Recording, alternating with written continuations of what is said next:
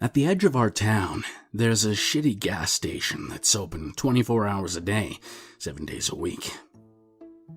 If you were to go inside, you'd see row after row of off-brand chips, cookies, potted meats, and ramen. Expiration dates suspiciously missing from canned goods, like they were filed off years ago in some misguided attempt to control inventory turnover.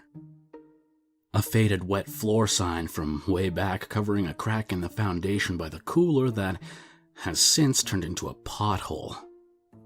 The pothole, a collection point for sticky spill-off, has become a miniature tar pit, collecting countless insect corpses and the occasional small rodent. Nobody ever complains about the aesthetic. By some providence bordering on the supernatural, the health inspector has repeatedly signed off on the business, always kindly ignoring the faint smell of some kind of mysterious chemical cocktail that is the defining characteristic of the establishment. More noticeable than the family of mutated raccoons that lives in the crawl space behind the grease trap. Well, we think they're mutated anyway. At the very least, they must be inbred to the point of mental retardation. The Alpha, a muscular 3-foot-tall son of a bitch named Rocco, has been spotted multiple times chewing on people's tires, and has been run over at least twice, but keeps coming back. That lingering smell, a sweet combination of honeysuckle, ammonia, vomit, and who knows what else, has never been positively identified, but the prevalent theory is that it's coming from the cracks in the foundation, wafting up from underground. It's strongest right after the rain, and pungent to the point of tear-inducing if you get too close to the storm drains where even Rocco and his clan refuse to tread. If you were to go inside, you might also see the bathroom cowboy.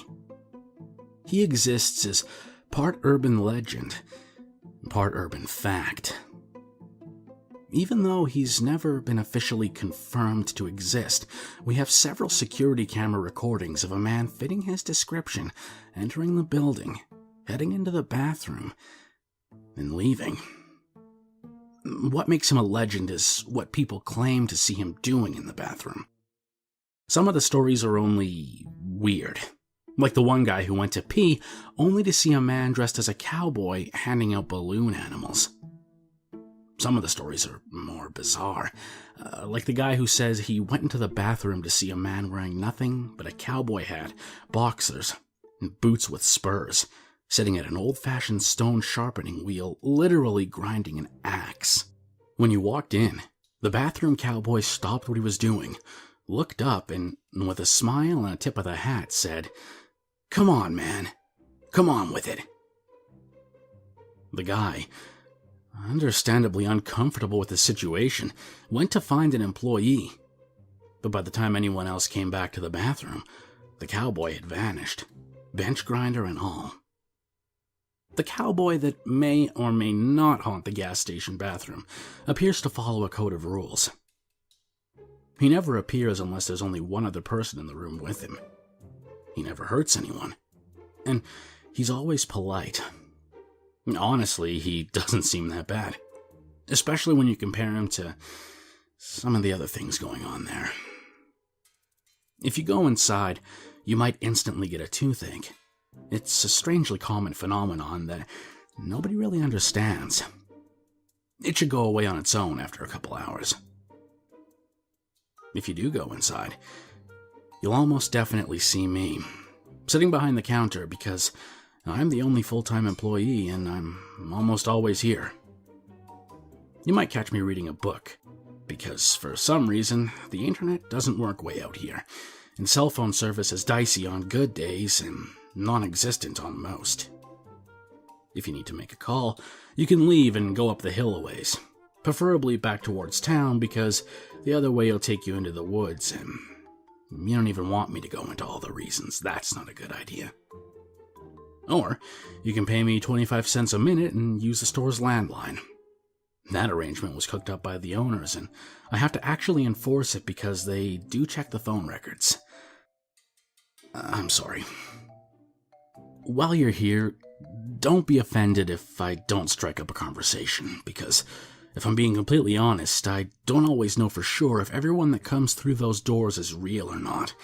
And if I had to acknowledge everyone in that place that could be an actual person, I would lose my mind.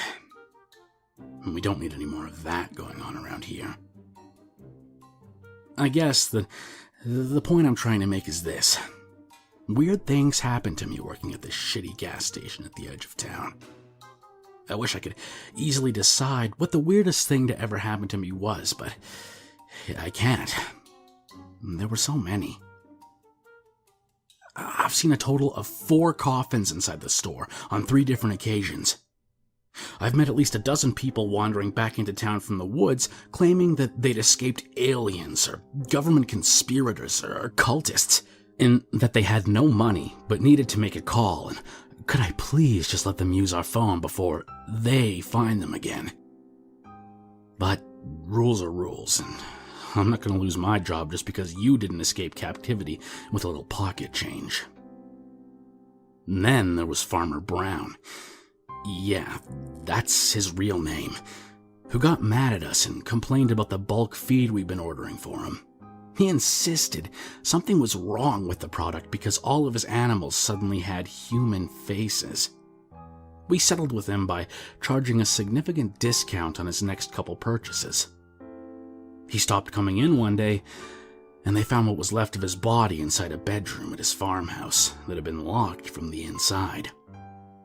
As far as I know, they still haven't figured out what happened. Anyway, I guess I can tell you a story or two, but first, I need to get ready for work.